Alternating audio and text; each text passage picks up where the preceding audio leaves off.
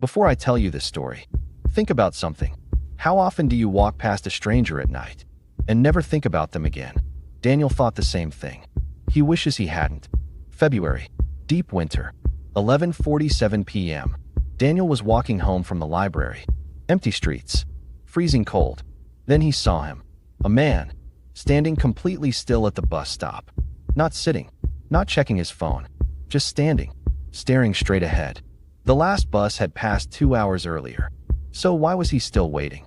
As Daniel walked past, the man slowly turned his head and smiled. Not a normal smile. Something wider. Something wrong. Daniel looked away. Walked faster. Told himself it was nothing. By the time he reached his apartment, he had almost convinced himself. Next morning, he checked his security camera. The man from the bus stop was standing outside his building. 1 a.m. Still there. 2 a.m. Still there. 3, 4, 5 a.m. Never moving. Never leaving. Standing outside. All night. Then Daniel noticed something. Final frame. Just before sunrise. The man was no longer facing the street. He was facing the camera. Still smiling. As if he had known the entire time that Daniel was watching. He moved out 2 weeks later. Never told anyone the real reason. But some nights, he still checks the camera before sleep. Just in case. In October 2021, a damaged camera was found deep inside an Oregon forest. It belonged to missing hiker Ryan Cooper. 8 months missing. No body ever found. But the footage was intact. The recording started normally. Ryan hiking, laughing, joking, until sunset. As darkness covered the forest, Ryan grew quieter, nervous, constantly looking behind himself. Then the camera caught something. A tall figure. Between the trees. Standing completely still. Ryan never noticed it. 11:03 p.m. Rain falling. Ryan recording a final update. When he suddenly stopped. Footsteps. Slow. Circling the tent. Crunch. Crunch. Crunch. Then they stopped. Directly outside the entrance. Knock. Knock. Knock. Who's there? No answer. Just heavy breathing. Inches from the tent wall. Ryan unzipped the entrance slowly. Pointed the camera toward the forest. A pale face appeared between the trees. Smiling. Ryan ran. Branches snapping. Rain pouring. It's following me. Then the camera hit the ground. The recording continued sideways. Then footsteps getting closer. A figure emerged from the darkness. Stopped in front of the lens. And smiled. Ryan Cooper was never found. But investigators noted one detail. Never released to the public. The camera had not fallen. It had been carefully placed. As if someone wanted. What happened next? To be recorded. The forest is still there. The location was never disclosed. But rangers report something strange. Cameras still go missing. Every October. March 2023. A horror streamer named Caleb decided to live stream overnight. Viewers joked the building looked haunted. Caleb laughed it off. Until 1 a.m. Faint knocking from somewhere below. Caleb ignored it. But chat exploded. Did you hear that? Someone's downstairs. Check the basement. Then the knocking got louder. Bang. Bang. Bang. Directly beneath the floorboards. Even the chat went silent. Then one viewer typed, "There's someone behind you." Caleb spun around. Nothing there. Then the basement door slowly creaked open by itself. That wasn't open before. Thousands watched as he walked toward the darkness. Then the microphone caught it. Whispering. Several voices at once. Caleb pointed the flashlight into the basement. A tall, thin figure near the far wall. Pale. Still. Smiling. Then it vanished. Before he could shut the door, footsteps rushed upward from below. Fast. Unnaturally fast. Then all lights shut off. Complete darkness. Then something standing right beside him. Breathing. Not Caleb's breathing. Something else. Then a voice whispered, "We've been watching." The live stream ended instantly. Police arrived. Apartment empty. Caleb was never found. But if you pause the recording, at exactly 1:47 a.m., the figure is already there, standing behind Caleb. Long before he opened that door. The recording still exists online. Thousands have watched it. But nobody has ever watched it twice. November 2022. Police released dashcam footage from a crashed vehicle. The driver, Tyler, 27 years old, vanished before officers arrived. Engine still running. Tyler simply gone. Footage began at 2:11 a.m. Heavy rain. Empty highway. Tyler driving alone. Then something appeared on the road. A woman, standing completely still in the storm. White dress. Soaked. Hair covering her face. Not moving at all. As he drove past, the dashcam caught her face. She was smiling. Wide. Unnatural.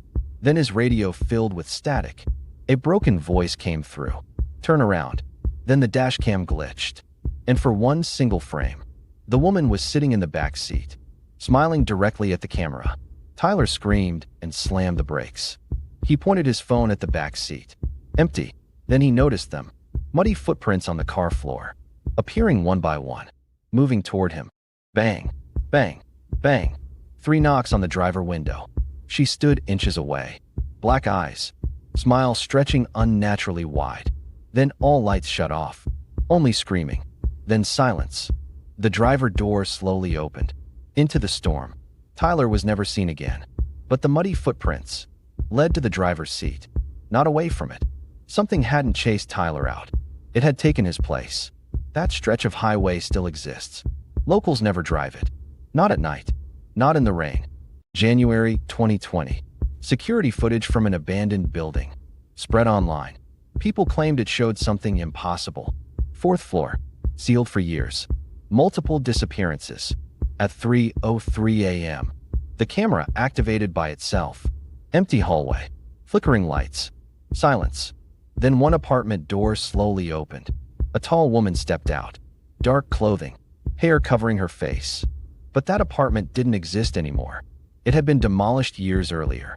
She walked slowly toward the camera. But her movement looked wrong. Like footage skipping frames around her. Then she stopped. Turned toward apartment 407.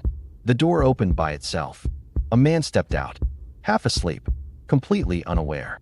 As he passed her, he suddenly froze. All color drained from his face. He backed away slowly. She tilted her head sideways. Then rushed toward him. Far too fast. Camera glitching. Lights shutting off. Static. Then lights returned.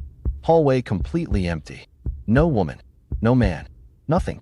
But investigators noticed one final detail. At the very end of the recording, someone was standing behind the camera, visible only in the elevator mirror, watching the hallway the entire time. And the man from apartment 407 was never reported missing because nobody knew he was there. The floor had been sealed. He should not have existed either. The footage was removed from every platform, 3 separate times. Nobody knows who keeps uploading it or why. Some forests have trails that lead in, but not always back out. October 2019. 4 friends decided to hike through Blackwood Forest on a Saturday afternoon. Daniel, Sarah, James, and Ryan. Normal group. Close friends. All in their mid-20s. They had hiked this trail before. Multiple times. It was one of those comfortable, familiar routes, wide enough for 2 people to walk side by side. Well marked with orange trail signs every quarter mile. Popular enough that you'd usually pass other hikers every 20 minutes or so. Nothing about that Saturday felt different. Weather was clear. Temperature was perfect. They had packed enough food and water for a full day out. Daniel had the trail map downloaded on his phone. Sarah had done this particular route just 6 weeks earlier. They set off from the parking lot just after 10 a.m. For the first 2 hours, everything was completely normal. They talked, laughed, took photographs, complained about work, complained about the weight of their backpacks. Ryan spotted a deer at one point and tried to take a photo before it disappeared into the trees. Normal, easy, comfortable. The kind of day that makes you forget that forests don't actually care about comfort. It was during the 3rd hour that the group first noticed how quiet it had become. Not peaceful quiet. Not the pleasant background silence of birds and wind and leaves. Quiet. The kind that arrives suddenly, like something turned a volume dial down to 0. Sarah mentioned it first. Has anyone else noticed there are no birds anymore? The others stopped walking and listened. She was right. For the last 10 or 15 minutes, without any of them consciously registering it, the forest had gone completely silent. No birds, no insects, no wind moving through the branches above. Just the sound of their own breathing. James laughed it off. Probably just this section of the trail. It'll pick up again. They kept walking. It didn't pick up again. 5 minutes later, they heard her. A woman's voice. Somewhere between the trees to their left. Maybe 200 feet off the trail. Maybe less. Please help me. I'm lost. I'm hurt. Please, someone help me. The group stopped instantly. For people standing completely still on the trail, staring into the trees. The voice came again. Desperate. Frightened. The sound of someone who had been calling for a long time and was running out of energy. Daniel looked at the others. We have to go check. Nobody disagreed. They stepped off the trail and into the trees. They had no idea they were being led. Not yet. The voice never got closer. No matter how far they walked. The forest floor was thick with fallen leaves and broken branches. Every step made noise. Every movement felt loud in the unnatural silence around them. The four friends moved, carefully through the trees, calling, back toward the voice, trying to reassure whoever was out there that help was coming. Hello? We can hear you. Keep calling. We're coming toward you. The voice responded immediately. Please help me. I'm lost. I'm hurt. Please, someone help me. Ahead. Still ahead. Maybe slightly to the left now. They adjusted direction and kept moving. 5 minutes passed. 10. Daniel checked his phone compass to make sure they could find their way back to the trail. The voice kept calling from ahead. Same words. Same desperate tone. Please help me. I'm lost. I'm hurt. Please, someone help me. 15 minutes in, James said what the others were starting to feel. Shouldn't we be getting closer by now? Nobody answered. Because he was right. They had been walking toward the voice for 15 minutes at a steady pace. In any normal situation, they should have found the person by now. Or at minimum, the voice should have gotten significantly louder as they closed the distance. But it hadn't. It sounded exactly as far away as when they had first heard it. Not closer. Not farther. Just always ahead. Maybe she's moving, Ryan offered. Maybe she's confused and keeps walking. It was possible. Head injuries caused disorientation. Panic caused people to move without thinking. They kept going. 20 minutes now. The trail was completely out of sight behind them. The trees had thickened significantly. The light was different here. Darker, the canopy denser overhead, filtering out most of the afternoon sun. And the voice kept calling. Please help me. I'm lost. I'm hurt. Please, someone help me. Always from ahead. Always the same distance away. It was Sarah who stopped first. She had fallen slightly behind the others, moving slower, quieter. Listening. Really listening. Wait, she said quietly. The others turned. Her face had changed. Whatever she had been thinking, for the last few minutes had finally crystallized into something she couldn't ignore. Listen, she whispered. They stood still. The voice came again from ahead. Please help me. I'm lost. I'm hurt. Please, someone help me. Now listen again, Sarah said. 30 seconds of silence. Then, please help me. I'm lost. I'm hurt. Please, someone help me. Sarah looked at each of them. It's the same, she said. What do you mean same? Daniel asked. I mean exactly the same. Not just the same words. The exact same recording. Same pause between lost and I'm hurt. Same breath before please someone. Second for second. It's identical. Nobody moved.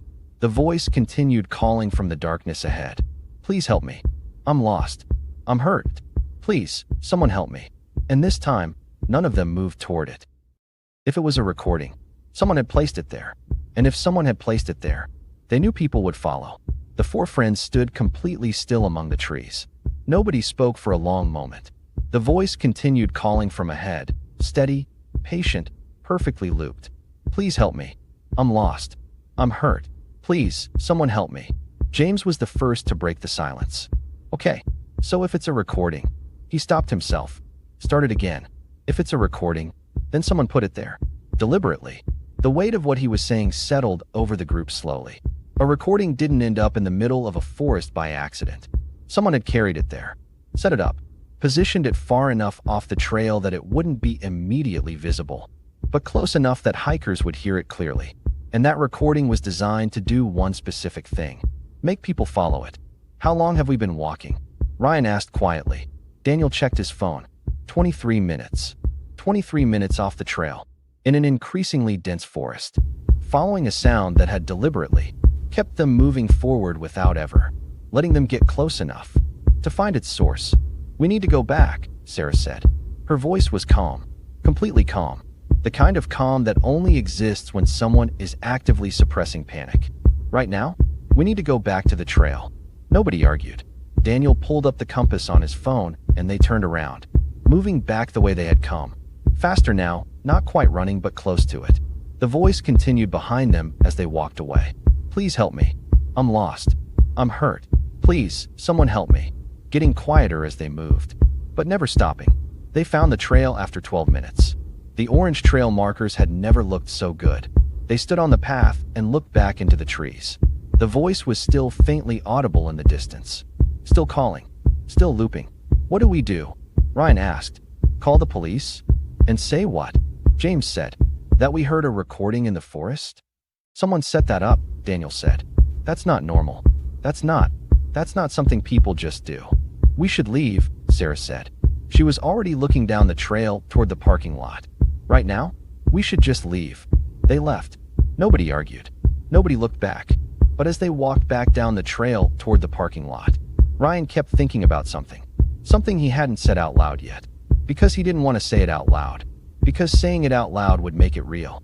When they had first stepped off the trail and started following the voice, Ryan had looked back after the first few minutes, just to check the trail was still visible, and he had seen something standing on the path behind them. Tall, still, watching them walk away. By the time he had turned to tell the others, whatever it was already gone. That night, one of them searched online. They found something they wished they hadn't. They made it back to the parking lot just after 3 p.m. Nobody spoke much during the walk back. The kind of silence that exists between people who all experience the same thing and are all privately processing it in different ways. They drove back to the city, stopped at a diner on the way, ordered coffee none of them really tasted. Eventually Daniel said, "We should report it. Whatever that was, someone set it up deliberately. That's not legal. That's not okay." "Report what exactly?" James said. "A sound in a forest? A deliberately placed recording designed to lure people off a trail," Daniel said. "They'll think we imagined it." 4 of us heard it. The conversation went in circles for a while. Eventually they agreed that Daniel would call the local ranger station the next morning and report what they had experienced. They went home. That night Sarah couldn't sleep. She lay in bed going over it again and again. The voice, the loop, the way it had, kept them moving forward for nearly 25 minutes, without ever getting closer. Around 1 a.m., she opened her laptop, started searching. Blackwood Forest missing persons. Blackwood Forest strange incidents. Blackwood Forest hiking reports. The results were mostly normal. Trail reviews.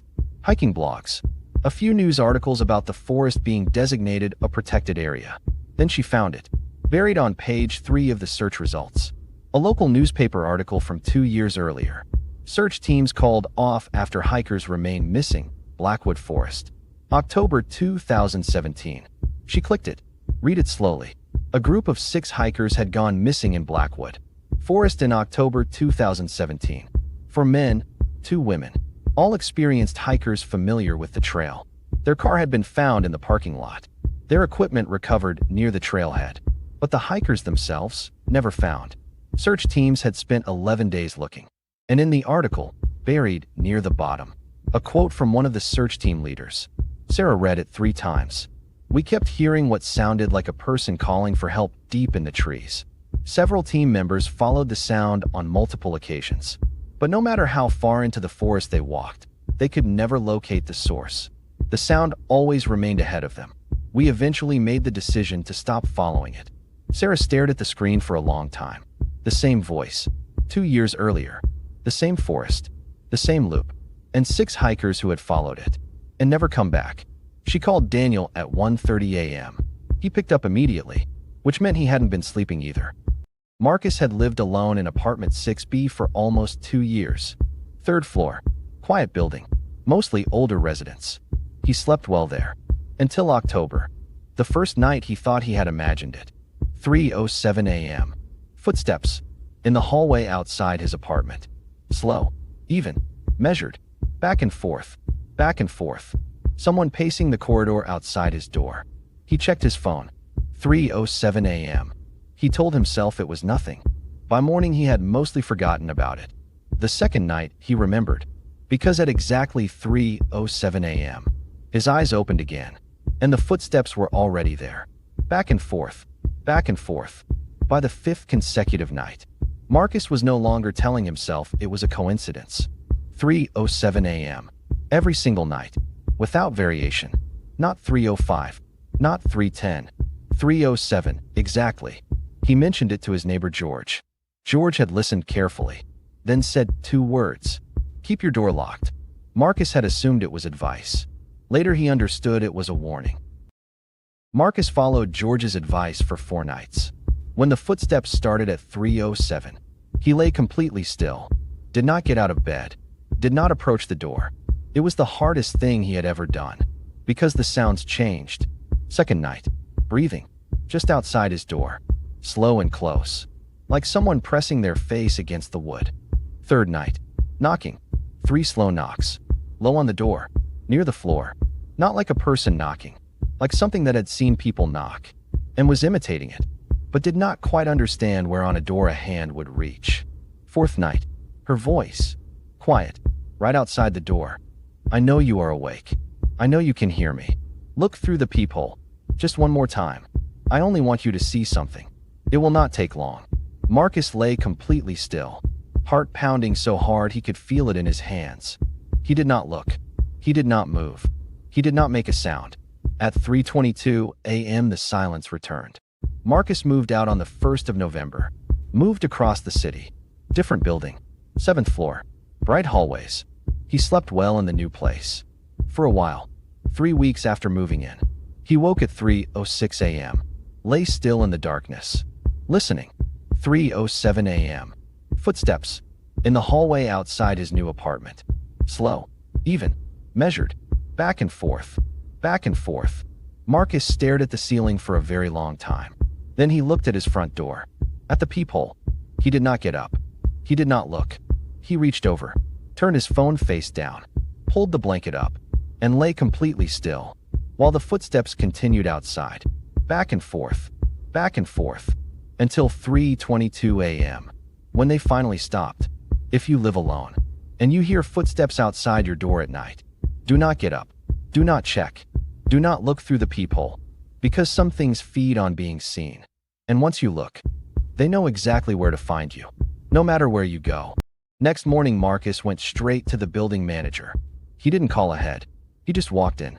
I need to see the security footage from last night. 3rd floor hallway. Between 3 and 4 a.m. The manager pulled up the footage. They watched together. Empty hallway. Weak overhead lighting. Nobody. 3:05 a.m. Still empty. 3:07 a.m. Marcus leaned forward. On the screen, the hallway remained completely empty. 3:10 a.m. Empty. 3:15 a.m. Empty.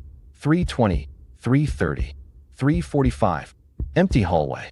Every frame. No movement whatsoever. There is nothing here, the manager said. That is not possible, Marcus said quietly. I saw her. She was standing right there. The manager pointed at the camera angle. This covers the entire hallway. Both directions. Motion activated. It would have caught anyone moving out there.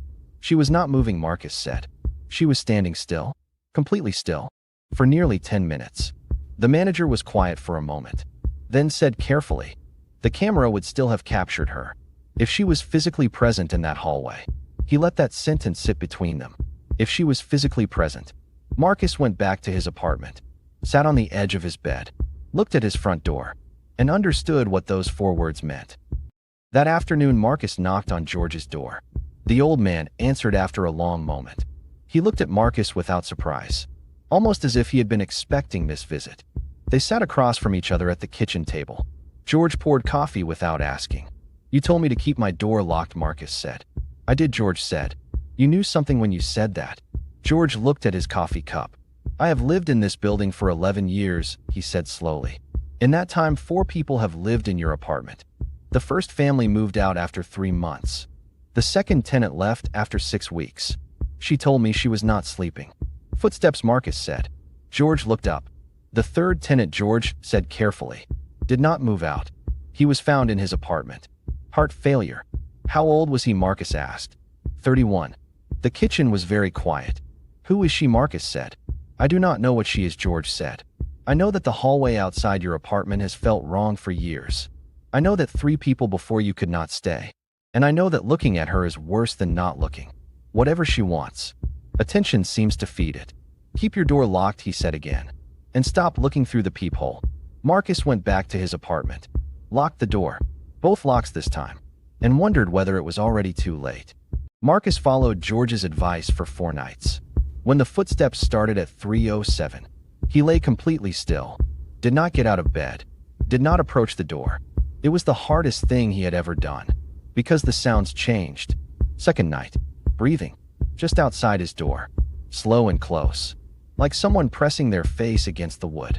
Third night, knocking, 3 slow knocks, low on the door, near the floor, not like a person knocking, like something that had seen people knock, and was imitating it, but did not quite understand where on a door a hand would reach. Fourth night, her voice, quiet, right outside the door. I know you are awake. I know you can hear me. Look through the peephole. Just one more time. I only want you to see something. It will not take long. Marcus lay completely still, heart pounding so hard he could feel it in his hands. He did not look. He did not move. He did not make a sound. At 3:22 a.m. the silence returned. Marcus moved out on the 1st of November. Moved across the city. Different building. 7th floor. Bright hallways. He slept well in the new place. For a while. 3 weeks after moving in. He woke at 3:06 a.m. Lay still in the darkness. Listening. 3:07 a.m. Footsteps. In the hallway outside his new apartment. Slow. Even. Measured. Back and forth. Back and forth. Marcus stared at the ceiling for a very long time. Then he looked at his front door. At the peephole. He did not get up. He did not look. He reached over, turned his phone face down, pulled the blanket up, and lay completely still, while the footsteps continued outside, back and forth, until 3:22 a.m., when they finally stopped. If you live alone, and you hear footsteps outside your door at night, do not get up, do not check, do not look through the peephole, because some things feed on being seen. And once you look, they know exactly where to find you, no matter where you go. By the second week, Marcus had stopped sleeping properly. He would lie awake watching the clock tick toward 3:07. On the 14th night, he made a decision. He was going to look. Just look. Open the peephole and see who was out there. He had avoided doing it until now. Some quiet instinct he hadn't examined too closely. But 14 nights of broken sleep had worn that instinct down. At 3:04 a.m., he got out of bed, walked quietly to his front door, stood in front of it. 3:07 a.m. The footsteps began. Back and forth, back and forth. Marcus leaned forward slowly and looked through the peephole. A woman, standing in the hallway. Not pacing, not moving at all, just standing completely still, in the center of the corridor, directly outside his door, facing him. But the footsteps were still happening. Back and forth, which meant the footsteps were not coming from her. Marcus pressed closer to the door, looked left, empty, looked right, empty. The sound of footsteps in an empty corridor, and this woman standing completely still, facing his door. 5 minutes passed. 7, 9. Then she smiled. Not a slow smile. Instant. Wide. Directed straight at the peephole. Straight at Marcus. As if she could see him through it. Marcus stepped back from the door. He did not sleep again that night. Or the night after.